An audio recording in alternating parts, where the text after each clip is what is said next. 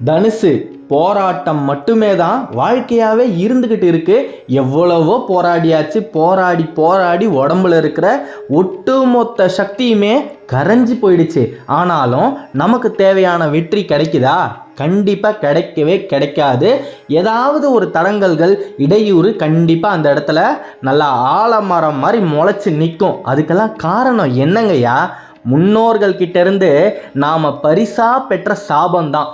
அந்த சாபத்துக்கு நாம் என்னதான் பண்ணணும் அப்படின்னு இறங்கி நம்மளுடைய ஜாதகத்தை எடுத்து இந்த உலகத்தில் நாம் தேட ஆரம்பித்தோன்னா ஒவ்வொருத்தரும் ஒவ்வொரு பரிகாரம் சொல்லுவாங்க. அப்போ நமக்கே ஒரு விரக்தி நிலை அடைஞ்சிரும் இல்லையா?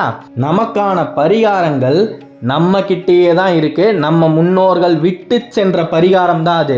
அதாவது முன்னோர்களுடைய ஆசீர்வாதம் இருந்தால் கடலையே தாண்டிடலாம், மலையவே வென்றிடலாம் அப்படின்னு ஒரு ஐதீகம் இருக்குது. ஆனால் அவங்களுடைய சாபத்தை மட்டும் நம்ம சம்பாரித்து வச்சுருந்தோம் அப்படின்னு சொன்னால் நம்மளால் ஒரு சின்ன துரும்ப கூட நம்முடைய வாழ்நாளில் நகர்த்த கூட முடியாது.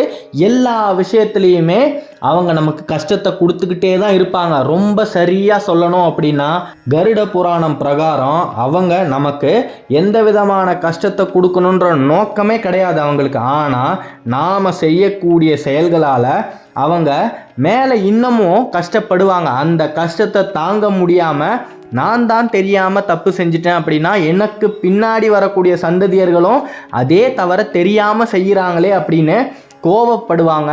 அந்த கோவத்தின் தாக்கம் தான் நம்ம தலை மேலே சாபமாக ஏறி உட்காரும். நம்ம பிள்ளைகளையும் அது மட்டுமே தான் பாதிக்கும். ஆகையால் அன்பார்ந்த தனுசு ராசிக்கு இன்னைக்கு இந்த செய்தி வந்து சேர்ந்துருக்கு அப்படின்னா என்ன அர்த்தம்? பிரபஞ்சம் முடிவு பண்ணிடுச்சு, முன்னோர்களுடைய சாபத்திலிருந்து நீங்கள் வெளியே வரணும் அப்படின்னு. இந்த நிமிஷத்திலிருந்து முன்னோர்களுடைய சாபமும் உங்களை தாக்காது. நீங்கள் தெரியாமல் செஞ்ச தப்பால் அதற்கான விளைவுகள், அதாவது மாதா பிதா செய்கிறது மக்க மடி மேலே அப்படின்னு சொல்லுவாங்க இல்லையா? நீங்கள் தெரியாமல் செஞ்சது கூட உங்களுடைய பிள்ளைகள் தலை மேலே உட்காரவே உட்காராது. தனுசு ராசியில் இருக்கக்கூடிய என்னுடைய அன்பார்ந்த அன்பர்கள் சந்தோஷமாக இருங்க. இன்னியோட உங்களை பிடிச்ச அத்தனை கஷ்டங்களுமே விலக போகுது. இதை வேற மாதிரி கூட சொல்லலாம். ஆனால் அபத்தமான வார்த்தைகள் நாம் என்றைக்குமே உச்சரிக்க கூடாது. ஏன்னா துஷ்ட சக்திகள் நம்மளை சுற்றி எந்நேரமும் சுற்றிக்கிட்டே இருக்கும். நாம் ஏதாவது ஒரு துஷ்டமான வார்த்தையை சொல்லுவோமா அப்படின்னு பார்த்துக்கிட்டே இருக்கிறது தான் அதுங்களுடைய வேலையை. அதனால தான் பெரும்பாலும் பெரியோர்கள் என்ன சொல்லுவாங்க அப்படின்னா, சனியை அப்படின்னு சொல்லாதீங்க, பீடை அப்படின்னு சொல்லாதீங்க அப்படின்னு. அதற்கு காரணம் என்னன்னா, நாம் சொல்கிறதால நம்முடைய வாயிலிருந்து வரக்கூடிய அந்த சத்தத்தால் ஏதாவது ஒரு இடத்துல அந்த சக்திகள் இருந்தால் கூட இவங்க நம்மளை கூப்பிடுறாங்க அப்படின்னு நினச்சிக்கிட்டு அது நம்மக்கிட்ட வந்துடுமா. அதுக்கு தான் அந்த மாதிரி ஒரு வார்த்தைகளெல்லாம் உச்சரிக்கக்கூடாதுன்னு அந்த காலத்தில் பெரியோர்கள் சொல்லி வச்சுருக்காங்க. தனுசு ராசிக்கு மிகப்பெரிய ஒரு சாப விமோச்சனம் அப்படின்னே சொல்லலாம். என்ன செய்யணும் அப்படின்னு கேட்டிங்கன்னா, எந்த கோயிலுக்கும் போக வேணாம், எந்த கடல்லையும் போய் மூழ்கி உங்களுடைய சாபத்தெல்லாம் கழிக்கணும் அப்படின்னு எந்த விதமான ஒரு அவசியமே கிடையாது. மாசத்துல ஒரே ஒரு நாள் வரக்கூடிய அந்த அமாவாசை அன்று நம்ம எல்லாருமே நம்மளுடைய முன்னோர்களை நினச்சி படையல் இடக்கூடிய வழக்கம் எல்லார்கிட்டையுமே இருக்குது. அப்படி படையல் இட்ட சாதத்தை சாப்பிட்றதுக்கு முன்னாடி காகத்துக்கு கண்டிப்பாக வைப்போம். இது எல்லாருமே செய்யக்கூடியது தான். அப்படி நாம் காகத்துக்கு வைக்கும் போது அந்த உணவில் கொஞ்சமாக நெய்யையும் எள்ளையும் கலந்து வச்சுட்டு தூரமாக நின்று பாருங்கள். ஏன்னா பக்கத்துலேயே நின்னா எந்த காகமும் வரவே வராது. தூரமாக நின்று பாருங்கள். அந்த காகம் வந்து அது முழுசாக சாப்பிட்ற வரைக்கும் நீங்கள் அங்கேயே நின்று கண்காணிச்சுட்டு முடிஞ்சால் கொஞ்சமாக தண்ணியும் வைங்க பக்கத்தில். இப்படி செஞ்சுட்டு நீங்கள் மறுபடியும் கீழே வந்து பூஜை அறையில் நின்று உங்கள் முன்னோர்களை நினச்சி, நான் செஞ்ச தப்பெல்லாம் மன்னிச்சிடுங்க, நான் அறியாமல் தெரியாமல் செஞ்ச தப்பு என்னுடைய சந்ததியர் பிள்ளைகள் தலை மேலே உட்காரவே கூடாது அப்படின்னு மன்றாடி மனசார இறை நம்பிக்கையோட ஒரு 2 நிமிஷம் வேண்டிட்டு அதுக்கப்புறமா நீங்கள் படைச்ச சாதத்தை எடுத்து சாப்பிட ஆரம்பிங்க.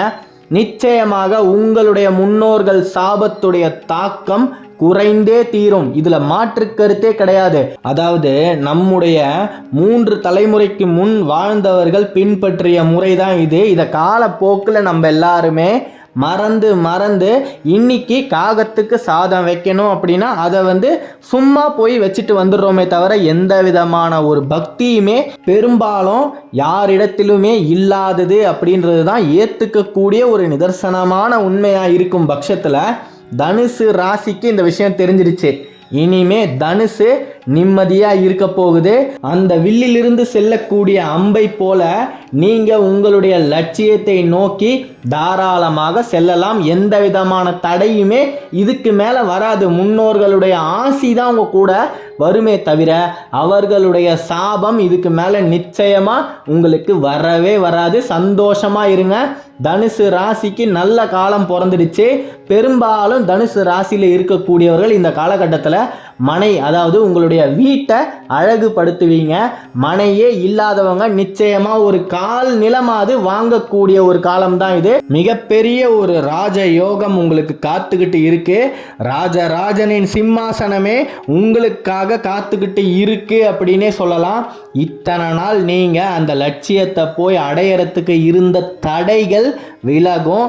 அதன் மூலமா நீங்க உங்க லட்சியத்தை நோக்கி ரொம்ப எளிதா இனிமே செல்லலாம்.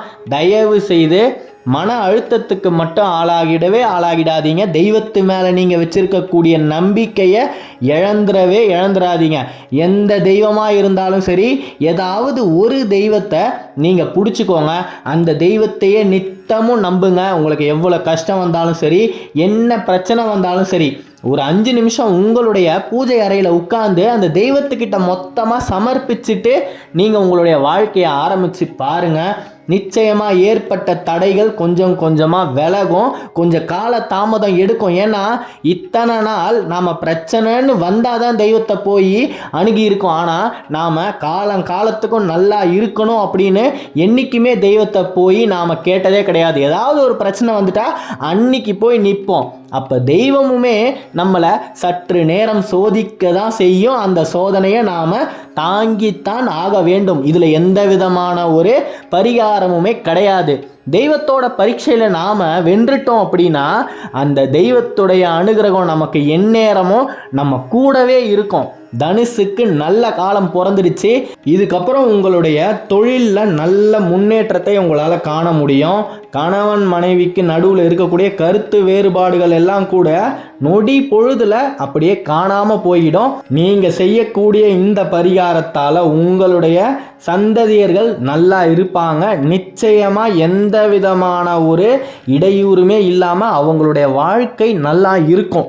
ஒரே ஒரு காரியத்தால் நமக்கு 2 திசையிலிருந்து நற்பலன்கள் கிடைக்குது அப்படின்னா இது எவ்வளவு சிரேஷ்டமான ஒரு விஷயம். காகம் அப்படின்றது முன்னோர்களாகவும் கருதப்படுது. சனீஸ்வர பகவானின் வாகனமாகவும் கருதப்படுது. அப்போ சனி பகவானுடைய தாக்கத்திலிருந்தும் நாம் விடுபட நிறைய வாய்ப்புகள் இருக்குது. இந்த அரிய செய்தி உங்களை தேடி வந்து அடைந்தது எனக்கு ரொம்ப மகிழ்ச்சியாக இருக்குது.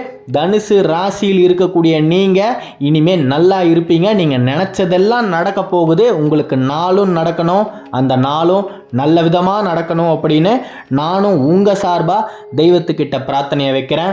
அடுத்த காணொளியில் விரைவில் சந்திப்போம். தனுசு ராசியை பற்றி நீங்கள் தொடர்ந்து தெரிஞ்சுக்கணும் அப்படின்னா இந்த சேனலை சப்ஸ்கிரைப் பண்ணிக்கோங்க. தென்னாட்டுடைய சிவனே போற்றி, எந்நாட்டவருக்கும் இறைவா போற்றி. நன்றி.